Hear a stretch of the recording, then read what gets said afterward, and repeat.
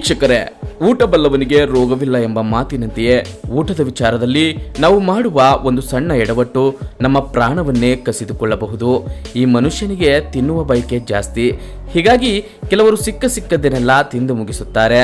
ಆದರೆ ಇದು ದೇಹಕ್ಕೆ ತುಂಬಾ ಡೇಂಜರ್ ಎಂಬುದನ್ನೇ ಮರೆತು ಬಿಡುತ್ತಾರೆ. ಕೆಲವೊಂದು ಆಹಾರಗಳನ್ನ ಒಟ್ಟಿಗೆ ತಿಂದರೆ ಕಾಯಿಲೆ ಬೀಳುತ್ತೇವೆ ಎಂದು ಆಯುರ್ವೇದದಲ್ಲಿ ಹೇಳಲಾಗಿದೆ. ಅಷ್ಟೇ ಯಾಕೆ, ಆಧುನಿಕ ವಿಜ್ಞಾನವು ಕೂಡ ಇದನ್ನು ಒಪ್ಪಿಕೊಳ್ಳುತ್ತದೆ. ಅದರಲ್ಲೂ ಕೆಲವು ಡೆಡ್ಲಿ ಫುಡ್ ಕಾಂಬಿನೇಷನ್ಸ್ ಇವೆ. ಅವುಗಳನ್ನು ಸೇವಿಸಿದ್ರೆ ಸಾವು ಕೂಡ ಸಂಭವಿಸುತ್ತೆ ಅಂತ ಒಂದು ಡೆಡ್ಲಿ ಕಾಂಬಿನೇಷನ್ ಬಗ್ಗೆ ನಾವಿಂದು ತಿಳಿಸುತ್ತೇವೆ. ಈ ವಿಡಿಯೋ ತುಂಬಾ ಯೂಸ್ಫುಲ್ ಆಗಿದೆ, ಕೊನೆವರೆಗೂ ನೋಡಿ. ಇಷ್ಟವಾದರೆ ಒಂದು ಲೈಕ್ ಕೊಟ್ಟು ಎಲ್ಲರಿಗೂ ಶೇರ್ ಮಾಡಿ. ನೀವಿನ್ನೂ ನಮ್ಮ ಚಾನಲ್ಗೆ ಸಬ್ಸ್ಕ್ರೈಬ್ ಆಗಿಲ್ಲ ಅಂದರೆ ಈಗಲೇ ಸಬ್ಸ್ಕ್ರೈಬ್ ಮಾಡ್ಕೊಳ್ಳಿ. ವೀಕ್ಷಕರೇ, ಊಟದಲ್ಲಿ ತರಕಾರಿ ಇದ್ರೆ ಕೆಲವರು ಅದನ್ನು ಪಕ್ಕಕ್ಕಿಟ್ಟು ಬರೀ ಅನ್ನ ಸಾಂಬಾರ್ ತಿನ್ನೋದನ್ನ ನೀವೆಲ್ಲ ನೋಡಿರುತ್ತೀರಿ. ತರಕಾರಿ ಅಂದ್ರೆ ಸಾಕು ಮೂಗು ಮುರಿಯೋರೇ ಹೆಚ್ಚು. ಆದ್ರೆ ತರಕಾರಿ ಇಲ್ಲದ ಊಟ ರಸ ತೆಗೆದ ಕಬ್ಬಿನ ಸಿಪ್ಪೆ ಇದ್ದಂತೆ. ಬಲ್ಲವನೇ ಬಲ್ಲ ಬೆಲ್ಲದ ರುಚಿಯ ಅನ್ನುವಂತೆ ತರಕಾರಿಯ ಚಮತ್ಕಾರ ತಿಳಿದವನಿಗೆ ಮಾತ್ರ ಗೊತ್ತು. ತರಕಾರಿಯಲ್ಲಿ ಇರುವಂತಹ ಪೌಷ್ಟಿಕಾಂಶಗಳ ಬಗ್ಗೆ ಕೆಲವರಿಗೆ ತಿಳಿದಿಲ್ಲ. ಅನೇಕ ಕಾಯಿಲೆಗಳಿಗೆ ರಾಮಬಾಣ ಈ ತರಕಾರಿ. ನಿಯಮಿತವಾಗಿ ತರಕಾರಿ ಸೇವಿಸಿದ್ರೆ ಯಾವುದೇ ರೋಗ ನಿಮ್ಮ ಬಳಿ ಸುಳಿಯುವುದೇ ಇಲ್ಲ. ತರಕಾರಿಗಳ ಸೇವನೆಯು ನಮ್ಮ ದೇಹದ ಆರೋಗ್ಯ ಮಾತ್ರವಲ್ಲದೆ ಮನಸ್ಸಿನ ಮೇಲೂ ಗಾಢ ಪರಿಣಾಮ ಬೀರುತ್ತದೆ. ಯಾಕೆಂದ್ರೆ ತರಕಾರಿಗಳ ಸೇವನೆಯಿಂದಾಗಿ ಮನಸ್ಸು ಶಾಂತವಾಗಿರುತ್ತದೆ ಎಂದು ಕೆಲ ಅಧ್ಯಯನಗಳು ಹೇಳಿವೆ.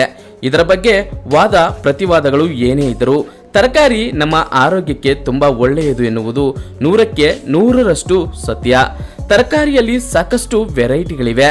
ಅವುಗಳಲ್ಲಿ ಒಂದಾಗಿರುವ ಬೆಂಡೆಕಾಯಿಯ ಬಗ್ಗೆ ನಾವಿಂದು ವಿವರವಾಗಿ ತಿಳಿದುಕೊಳ್ಳೋಣ. ಬೆಂಡೆಕಾಯಿಯನ್ನು ಹೆಚ್ಚಿನ ಜನರು ಇಷ್ಟಪಡುತ್ತಾರೆ, ಆದರೆ ಕೆಲವರು ಇಷ್ಟಪಡೋದಿಲ್ಲ.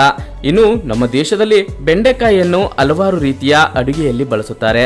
ಇದು ತಿನ್ನಲು ರುಚಿಕರವಾಗಿರುವುದರ ಜೊತೆಗೆ ಆರೋಗ್ಯಕ್ಕೂ ತುಂಬಾ ಪ್ರಯೋಜನಕಾರಿ. ಇದು ಪ್ರೋಟೀನ್, ಕಡಿಮೆ ಕೊಬ್ಬು, ಫೈಬರ್, ಕಾರ್ಬೋಹೈಡ್ರೇಟ್, ಕ್ಯಾಲ್ಸಿಯಂ, ರಂಜಕ, ಕಬ್ಬಿಣ, ಮೆಗ್ನೀಷಿಯಂ, ಪೊಟ್ಯಾಷಿಯಂ, ಸೋಡಿಯಂ ಅನ್ನು ಹೊಂದಿರುತ್ತದೆ. ಬೆಂಡೆಕಾಯಿಯಲ್ಲಿ ಫೋಲೇಟ್ ಮತ್ತು ವಿಟಮಿನ್ ಬಿ ನಂತಹ ಪೋಷಕಾಂಶಗಳು ಅಡಗಿವೆ. ಈ ಪೋಷಕಾಂಶಗಳು ಮೆದುಳು ಚುರುಕಾಗಿಸಲು, ನಿಮ್ಮ ತೂಕವನ್ನು ಕಡಿಮೆ ಮಾಡಲು ಸಹಾಯ ಮಾಡುತ್ತದೆ. ಇನ್ನು ಬೆಂಡೆಕಾಯಿಯಲ್ಲಿರುವ ಹೆಚ್ಚಿನ ರೋಗ ನಿರೋಧಕಗಳು ನಿಮ್ಮ ಜೀವಕೋಶಗಳನ್ನು ಸ್ವತಂತ್ರ ರ್ಯಾಡಿಕಲ್ ಕೋಶಗಳಿಂದ ಹಾನಿಯಾಗದಂತೆ ರಕ್ಷಣೆ ಮಾಡುತ್ತದೆ ಮತ್ತು ದೇಹದಲ್ಲಿ ಕ್ಯಾನ್ಸರ್ ಕೋಶಗಳು ಬೆಳೆಯದಂತೆ ತಡೆಯುತ್ತದೆ. ಇದರಲ್ಲಿರುವ ಕರಗುವ ಫೈಬರ್ ಜೀರ್ಣಾಂಗ ವ್ಯವಸ್ಥೆಯನ್ನು ಸರಿಯಾಗಿ ಇರಿಸುವ ಮೂಲಕ ಕ್ಯಾನ್ಸರ್ ಅಪಾಯದಿಂದ ನಿಮ್ಮನ್ನು ರಕ್ಷಿಸಲು ಸಹಾಯ ಮಾಡುತ್ತದೆ. ಬೆಂಡೆಕಾಯಿಯು ದೇಹವನ್ನು ತಂಪಾಗಿಸುವ ಗುಣವನ್ನು ಹೊಂದಿದೆ. ಇದನ್ನು ಬೇಸಿಗೆಯಲ್ಲಿ ಹೇರಳವಾಗಿ ಸೇವಿಸಬಹುದು. ಆದರೆ ಬೆಂಡೆಕಾಯಿ ಆಹಾರ ತಯಾರಿಸುವಾಗ ಬಳಸುವ ಮಸಾಲೆಗಳು ದೇಹದ ಉಷ್ಣತೆಗೆ ಕಾರಣವಾಗುತ್ತದೆ. ಆದ್ದರಿಂದ ಮಸಾಲೆ ಕಡಿಮೆ ಹಾಕಿ ಅಡಿಗೆ ಮಾಡುವುದು ಒಳಿತು. ವೀಕ್ಷಕರೇ, ಇಷ್ಟೆಲ್ಲ ಪ್ರಯೋಜನಗಳನ್ನು ಹೊಂದಿರುವ ಬೆಂಡೆಕಾಯಿಯನ್ನು ಕೆಲ ಆಹಾರಗಳ ಜೊತೆ ಯಾವುದೇ ಕಾರಣಕ್ಕೂ ಸೇವಿಸಲೇಬಾರದು. ಯಾವುದು ಆ ಆಹಾರಗಳು ಅಂದರೆ ಹಾಗಲಕಾಯಿ ಮತ್ತು ಮೂಲಂಗಿ. ಈ ಫುಡ್ ಕಾಂಬಿನೇಷನ್ ತುಂಬಾ ಡೇಂಜರ್.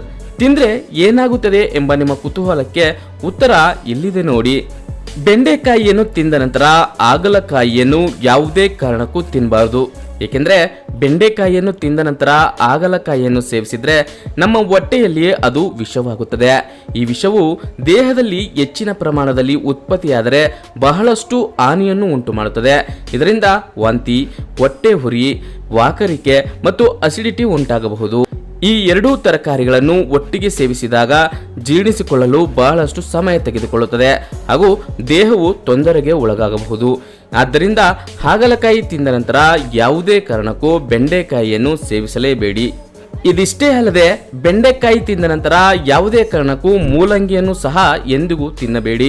ಇದು ಚರ್ಮ ರೋಗಗಳ ಸಾಧ್ಯತೆಯನ್ನು ಹೆಚ್ಚಿಸುತ್ತದೆ. ಮೂಲಂಗಿ ಮತ್ತು ಬೆಂಡೆಕಾಯಿಯ ಮಿಶ್ರಣದಿಂದಾಗಿ ಚರ್ಮದಲ್ಲಿ ಅನೇಕ ಬದಲಾವಣೆಗಳಾಗಬಹುದು. ಇದರಿಂದಾಗಿ ಮುಖದ ಮೇಲೆ ಬಿಳಿ ಚುಕ್ಕೆಗಳ ಸಮಸ್ಯೆ ಮತ್ತು ತೊನ್ನು ರೋಗ ಕೂಡ ಉಂಟಾಗಬಹುದು. ವೀಕ್ಷಕರೇ, ನೋಡಿದ್ರಲ್ಲ, ಬೆಂಡೆಕಾಯಿ ನಮ್ಮ ಆರೋಗ್ಯಕ್ಕೆ ಎಷ್ಟು ಪ್ರಯೋಜನಕಾರಿಯೋ ಕೆಲವೊಂದು ಆಹಾರಗಳ ಜೊತೆ ಸೇವಿಸುವುದು ಕೂಡ ಅಷ್ಟೇ ಅಪಾಯಕಾರಿ. ಹೀಗಾಗಿ ಇಂಥ ಫುಡ್ ಕಾಂಬಿನೇಷನ್ ಬಗ್ಗೆ ನಿಮಗೆ ಎಚ್ಚರವಿರಲಿ. ಈ ಮಾಹಿತಿ ನಿಮಗೆ ಇಷ್ಟವಾಗಿದ್ರೆ ಒಂದು ಲೈಕ್ ಕೊಟ್ಟು ವಿಡಿಯೋ ಶೇರ್ ಮಾಡಿ. ನೀವಿನ್ನೂ ನಮ್ಮ ಚಾನಲ್ಗೆ ಸಬ್ಸ್ಕ್ರೈಬ್ ಆಗಿಲ್ಲ ಅಂದರೆ ಈಗಲೇ ಸಬ್ಸ್ಕ್ರೈಬ್ ಮಾಡ್ಕೊಳ್ಳಿ. ಮುಂದಿನ ವಿಡಿಯೋದಲ್ಲಿ ಮತ್ತೆ ಸಿಗೋಣ. ಅಲ್ಲಿಯವರೆಗೆ ಟೇಕ್ ಕೇರ್.